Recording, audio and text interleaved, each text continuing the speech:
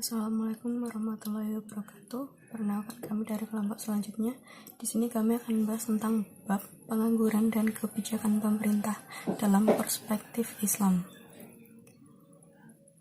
Oke, yang pertama kita akan membahas tentang definisi pengangguran. Menurut Badan Pusat Statistik atau BPS, dalam indikator ketenaga kerjaan, pengangguran adalah penduduk yang tidak bekerja namun sedang mencari pekerjaan atau sedang mempersiapkan suatu usaha baru untuk penduduk yang tidak mencari pekerjaan karena sudah diterima kerja tetapi belum mulai bekerja. Pengangguran merupakan masalah makroekonomi yang mempengaruhi kelangsungan hidup manusia secara langsung. Bagi kebanyakan orang, kehilangan suatu pekerjaan merupakan penurunan suatu standar kehidupan. Jadi tidak mengejutkan apabila pengangguran menjadi topik yang sering diperbicarakan dalam perdebatan politik oleh politisi yang seringkali mengkaji bahwa kebijakan yang mereka tawarkan akan membantu terciptanya lapangan pekerjaan. Selain itu ada istilah pengangguran terpaksa dan pengangguran sukarela. Pengertian pengangguran sukarela adalah mereka yang tidak mau bekerja pada tingkat upah yang berlaku di pasar tenaga kerja. Kelompok ini merupakan orang yang tidak mau bekerja karena upah yang rendah atau faktor lain seperti tingkat pendidikan yang tinggi yang cenderung akan memilih jadi penganggur daripada bekerja dengan upah murah. Sementara pengangguran terpaksa adalah mereka yang tidak terserap dalam kegiatan ekonomi karena terbatasnya kesempatan kerja. Selanjutnya adalah untuk mengukur tingkat pengangguran suatu wilayah bisa memperoleh melalui dua pendekatan. Yang pertama yaitu pendekatan angkatan kerja atau labor force approach. Besar kecilnya tingkat pengangguran dapat dihitung berdasarkan persentase dan perbandingan jumlah antara orang yang menganggur dan jumlah angkatan kerja. Adapun rumus untuk menghitung pengangguran yaitu jumlah yang menganggur dibagi jumlah angkatan kerja dikali 100%. Contoh kasusnya sudah ada di makalah. Yang kedua, pendekatan pemanfaatan tenaga kerja, labor utilization approach. Yang pertama, pekerja penuh employed adalah orang-orang yang bekerja penuh atau jam kerjanya mencapai 35 jam per seminggu. Yang kedua, setengah menganggur atau underemployed adalah mereka yang bekerja namun belum dimanfaatkan penuh atau jam kerjanya dalam seminggu kurang dari 35 jam.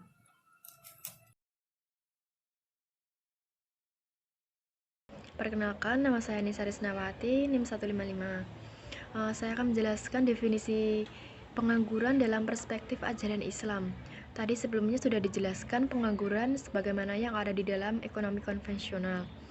Tetapi definisi tersebut sangat sempit bila dilihat dari kacamata Islam. Karena Islam memandang istilah kerja sangat umum, yakni menyangkut segala aktivitas kegiatan manusia, baik yang bersifat badaniyah maupun rohaniyah, dan dimaksudkan untuk mewujudkan atau menambahkan suatu manfaat yang dibolehkan secara syar'i. Ketika seseorang tidak mempergunakan potensinya, maka itulah penganggur yang amat membahayakan diri sendiri dan masyarakatnya. Secara moral Islam, orang yang demikian adalah menganggur yang memikul dosa. Sedangkan yang terus-menerus memfungsikan potensinya, baik modal, tenaga maupun pikirannya, tidak termasuk kategori menganggur yang menyalahi ajaran Islam.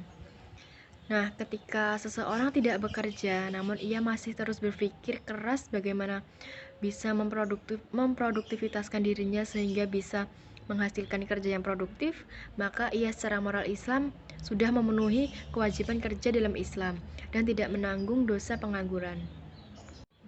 Nah, Islam sendiri sangat melarang untuk menganggur dan sangat menganjurkan untuk bekerja baik untuk kebajikan kita sendiri di dunia maupun di akhirat nanti. Larangan untuk menganggur karena hal ini dapat menyebabkan manusia berada pada zona kemiskinan, sedangkan kemiskinan sendiri akan mendekatkan pada kekufuran. Nah, perintah tersebut ada pada Quran surat At-Taubah 105 yang berbunyi, Bismillahirrahmanirrahim. Wa qul i'malu fasayarallahu amalakum wa rasuluhu wal mu'minuna wa saturadduna ila alimil ghaibi wasyahadati fayunabbi'ukum bima kuntum ta'lamun. Yang artinya mungkin bisa dilihat di PPT sendiri. Di sini Allah telah memerintah agar umatnya bersemangat dalam beramal soleh sebanyak-banyaknya, dan Allah memerintah agar kita untuk bekerja. Sekian penjelasan dari saya. Bila ada yang salah mohon diperbaiki. Selanjutnya akan dijelaskan oleh teman saya. Perkenalkan, nama saya Laila Nala Tazkia, NIM 147. Di sini saya akan menyampaikan materi tentang macam-macam atau jenis-jenis pengangguran. Secara umum, pengangguran dapat digolongkan menjadi dua macam. Yang pertama yaitu berdasarkan penyebabnya. Pengangguran berdasarkan penyebabnya terdiri dari 4 macam. Yang pertama yaitu pengangguran normal atau friksional. Pengangguran ini terjadi apabila dalam suatu ekonomi terdapat 2-3% dari jumlah tenaga kerja. Para penganggur ini tidak ada pekerjaan bukan karena ia tidak dapat memperoleh kerja, namun karena ia sedang mencari pekerjaan yang lebih baik lagi. Yang kedua yaitu pengangguran siklikal. Pengangguran ini terjadi apabila permintaan agregat yang menurun, yang mengakibatkan perusahaan-perusahaan akan mengurangi pekerja atau bahkan mereka akan menutup perusahaannya, maka pengangguran akan bertambah. Yang ketiga yaitu pengangguran struktural. Tidak semua industri dan perusahaan dalam perekonomian terus berkembang maju. Sebagiannya akan mengalami kemunduran. Kemunduran ini ditimbulkan oleh wujud benda atau barang yang lebih baik.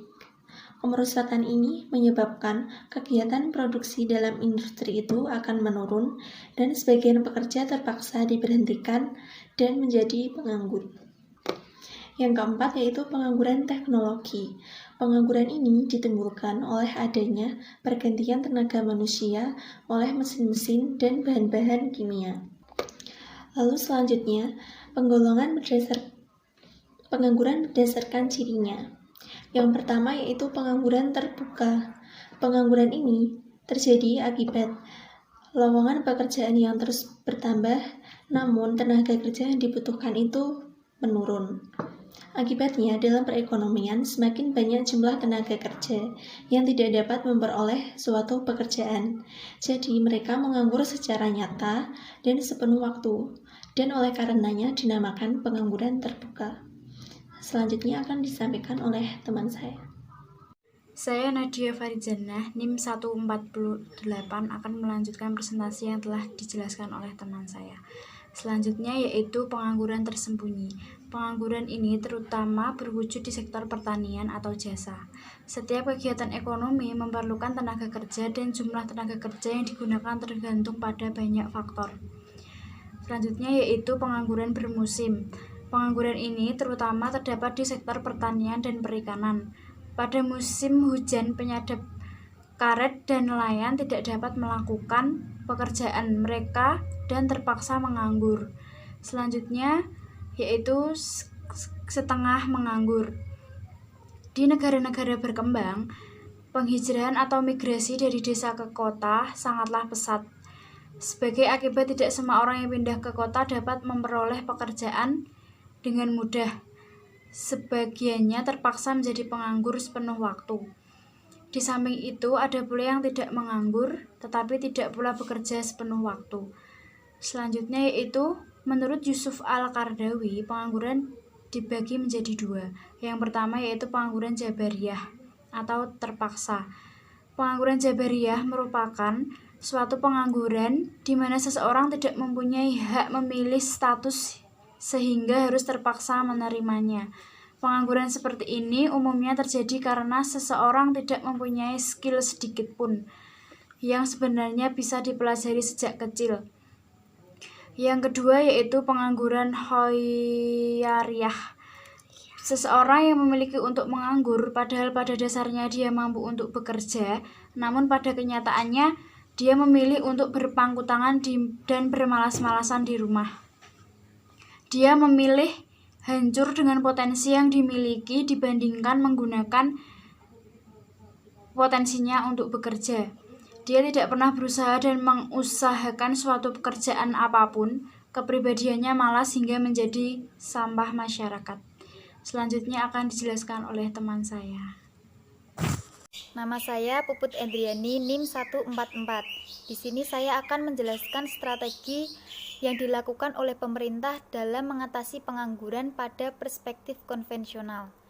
Beberapa strategi yang dilakukan oleh pemerintah yaitu dengan mengeluarkan beberapa kebijakan. 1. Kebijakan fiskal. Kebijakan fiskal adalah kebijakan yang penting untuk mengatasi pengangguran. Melalui kebijakan fiskal, pengeluaran agregat bisa ditambah sehingga bisa meningkatkan pendapatan nasional dan tingkat penggunaan tenaga kerja. Jika dilihat dari sisi perpajakan, hal yang dilakukan untuk mengatasi masalah pengangguran adalah dengan cara mengurangi pajak pendapatan. Pengurangan pajak pendapatan akan meningkatkan daya beli masyarakat terhadap suatu barang dan jasa, sehingga pengeluaran rumah tangga akan mengalami peningkatan. Kenaikan pengeluaran rumah tangga akan meningkatkan juga pengeluaran secara keseluruhan. Dengan begitu, pendapatan nasional akan bertambah yang pada akhirnya kesempatan kerja akan meningkat dan pengangguran akan berkurang. Yang kedua adalah kebijakan moneter. Kebijakan moneter adalah kebijakan yang diambil oleh Bank Sentral untuk mengendalikan jumlah uang yang beredar di masyarakat. Pengaturan jumlah uang yang beredar di masyarakat dilakukan dengan cara menambah atau mengurangi jumlah uang yang beredar. Untuk mengatasi masalah pengangguran dan menggalakkan kegiatan ekonomi, Bank Sentral menambah penawaran uang. Langkah ini akan menurunkan suku bunga dan menggalakkan para pengusaha untuk menambah investasi. Pertambahan investasi akan meningkatkan pengeluaran agregat sehingga meningkatkan pendapatan nasional.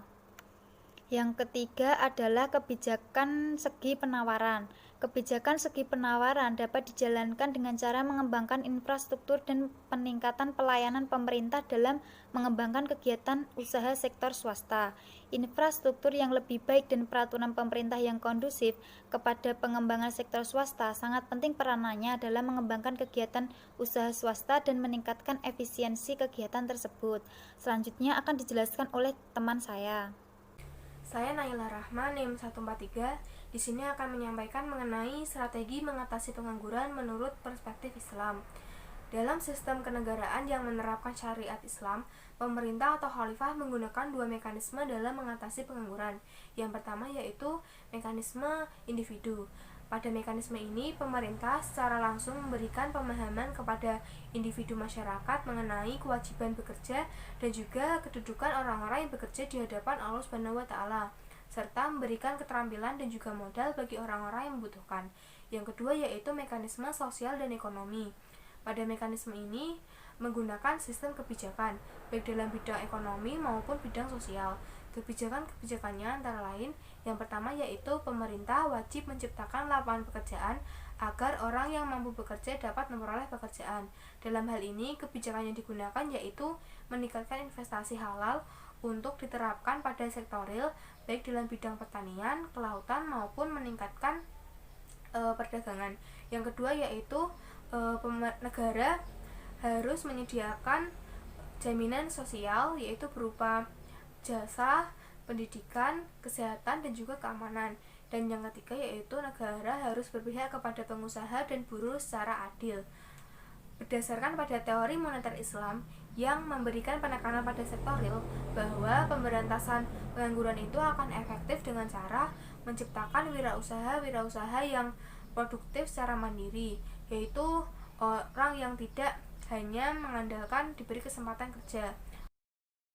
Oleh karena itu, terdapat beberapa langkah-langkah untuk mengembangkan wirausaha sekaligus mengatasi pengangguran. Yang pertama yaitu menanamkan jiwa wirausaha kepada warga melalui sistem pendidikan dan juga dakwah yang efektif dan juga membangun. Yang kedua yaitu menciptakan iklim yang kondusif bagi pengembangan usaha mandiri dan mendukungnya dengan aliran dana yang memadai. Dalam hal ini bisa ditempuh dengan cara memberdayakan instrumen perekonomian Islam yaitu seperti zakat, infak, sedekah, dan juga wakaf yang berorientasi pada produktivitas dan didukung oleh lembaga keuangan syariah. Yang ketiga yaitu membangun dan menegakkan landasan hukum yang mampu mengatasi tindakan-tindakan kontraproduktif terhadap kebijakan-kebijakan pemberantasan pengangguran tersebut. Demikian presentasi dari kelompok kami. Apabila ada terdapat kesalahan, kami mohon maaf, dan juga apabila ada materi yang belum dipahami dapat ditanyakan. Sekian, wassalamualaikum warahmatullahi wabarakatuh.